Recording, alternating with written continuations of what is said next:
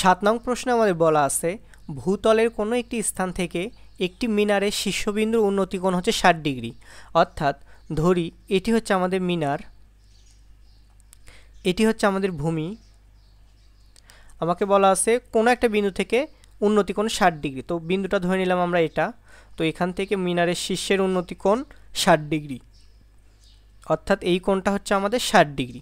বলছে ওই স্থান থেকে 20 মিটার পিছিয়ে গেলে, তো এ বি যদি আমাদের মিনার হয়, এটা যদি সি বিন্দু হয়, তো সি থেকে যদি আমরা বির দিকে যাই তার মানে মিনারের দিকে আগিয়ে যাওয়া বলা হচ্ছে, অর্থাৎ এগিয়ে যাচ্ছি।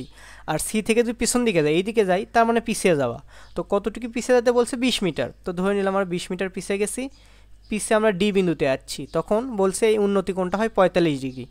অর্থাৎ এক্ষেত্রে এই কোণের মানটা হবে, এই কোণটা হবে আমাদের 45 ডিগ্রি। এটা হচ্ছে ডি বিন্দু। আমাদের বলা হচ্ছে মিনারের উচ্চতা কত, অর্থাৎ আমাদের এ বির মানটা বের করতে বলা হচ্ছে। তো আমরা এ বি সমান ধরে নিলাম এইচ। তো আমাদের এইচের মান বের করতে বলা হচ্ছে, আর বিসির মান আমরা ধরে নিলাম এক্স। এটা আমরা ধরে নিলাম। তো আমরা একটু খেয়াল করে দেখি, এক্ষেত্রে আমাদের সমকোণী ত্রিভুজ উৎপন্ন হয়েছে দুইটা, একটা এ বি সি সমকোণী ত্রিভুজ আর একটা এ বি ডি সমকোণী ত্রিভুজ। এই দুইটা সমকোণী ত্রিভুজে আমরা ত্রিকোণমিতি ব্যবহার করব। তো আমরা একটু প্রথম সমকোণী ত্রিভুজে আসি।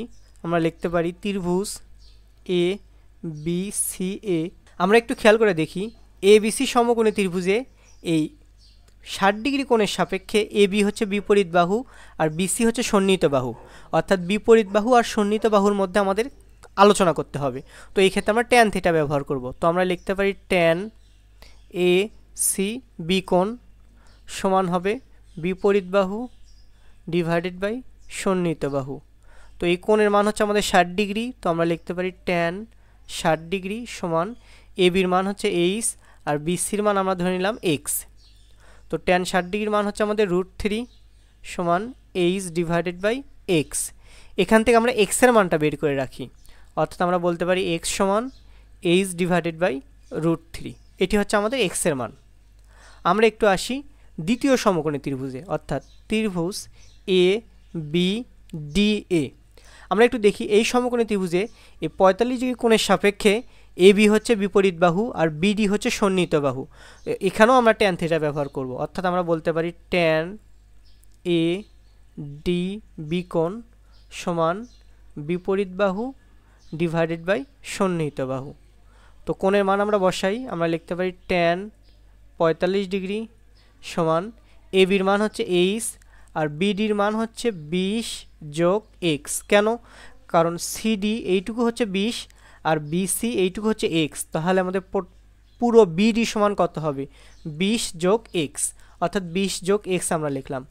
ট্যান 45 ডিগ্রির মান হচ্ছে আমাদের 1 সমান এইচ ডিভাইডেড বাই 20 যোগ এক্সের মান হচ্ছে এইচ ডিভাইডেড বাই √3। আমরা এই পাশে এই নিচে যেটুকু আছে এই পাশে আমরা এই পাশে নিয়ে আসি। তো সেক্ষেত্রে আমরা লিখতে পারি 20 যোগ এইচ ডিভাইডেড বাই √3 সমান এইচ। তো এটা আমরা পরের পেজে লিখি 20 প্লাস এইচ ডিভাইডেড বাই √3 সমান এইচ।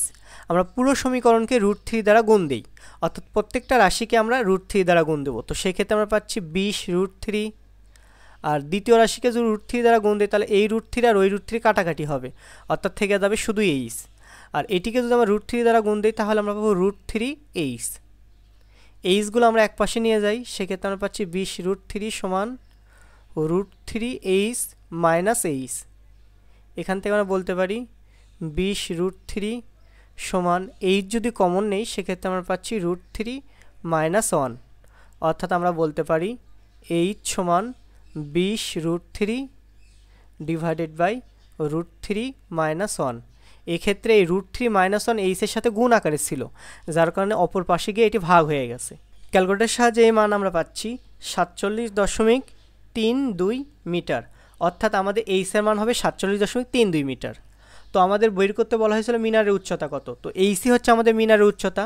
তো আমরা বলতে পারি মিনারের উচ্চতা হবে 47.32 মিটার।